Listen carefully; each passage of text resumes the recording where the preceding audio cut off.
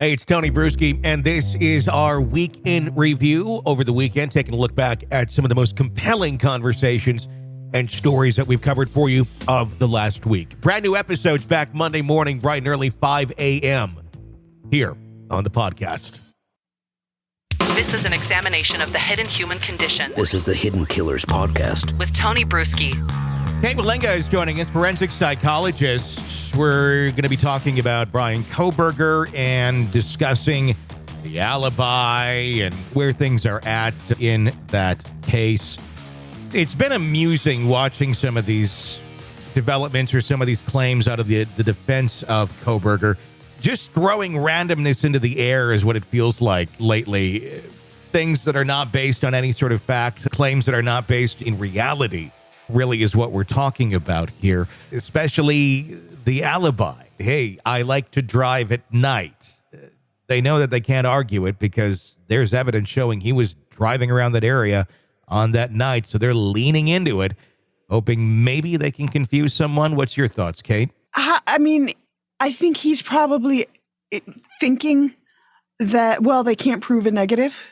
Okay. They can't prove I wasn't doing something. And that's cute and all, but here's a guy who's kind of proven that he thinks he's smarter than everybody else, which is such a cliche. Most inmates, whether they are in the process of going through adjudication or whether they are already incarcerated, they don't actually have very high sense of self-esteem. He seems to be the exception that proves the rule. He really thinks that he's got an answer for everything. And the reality is, if it was just cell phone data that was pointing toward him, then okay, that's a reasonable enough, excuse for here's why I was in the area. But there's too much. He's starting to sound ridiculous by this point. He's starting to sound like a clown. And at some point, he's going to realize that.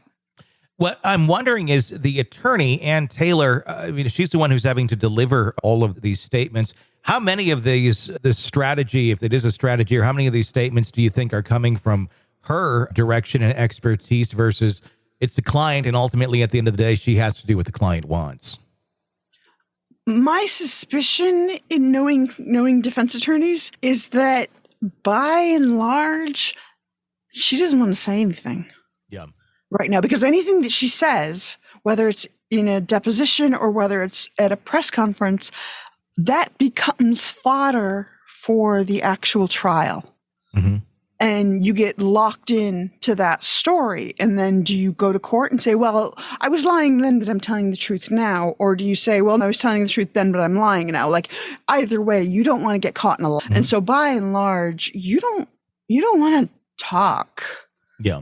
But if your client is sort of directing you to, especially, he strikes me as the type, and this is full conjecture, but he strikes me as the type to say, well, if you don't do it, I'll find somebody else who will. I'll write a letter to the news media, or I'll make a phone call or something like that, because I want people to know this.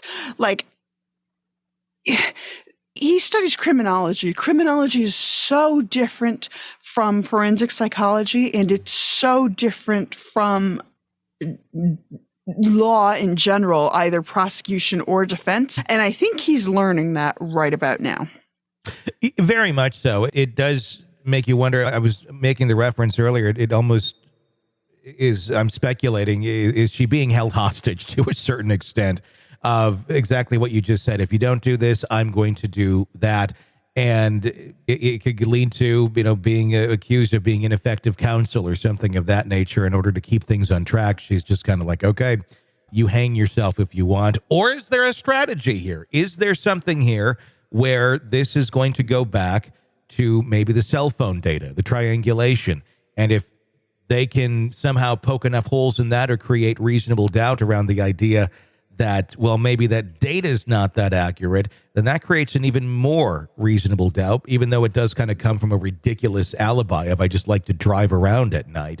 But it does provide an opening to really attack that data and say just how inaccurate or accurate it is, or the possible proclivities of what that sort of data does present?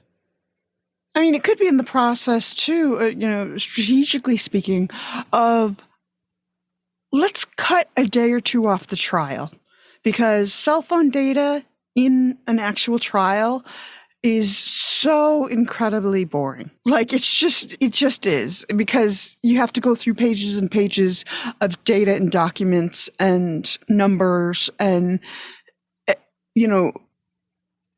those of us who watch Dateline or Forensics Files, we're like, oh yeah, cell phone tower data, no big deal. But the reality is, in a courtroom, you have to comb through it and be very precise. And so if they can say, okay, stipulated that the phone was in that area, but we have a different excuse for why, then it helps the tenor of the trial a little bit. It helps the feeling that, like, okay, look, we're helping as much as we can, and like, he's a smart guy who sounds stupid. And having gone through grad school, let me tell you, that's super common, that people think like that they're really smart in one very specific area, or they're really book smart, but they don't know when to shut up. And that's kind of what this is sounding like. This is an examination of the hidden human condition. This is the Hidden Killers Podcast. The Hidden Killers Podcast. With Tony Brueski.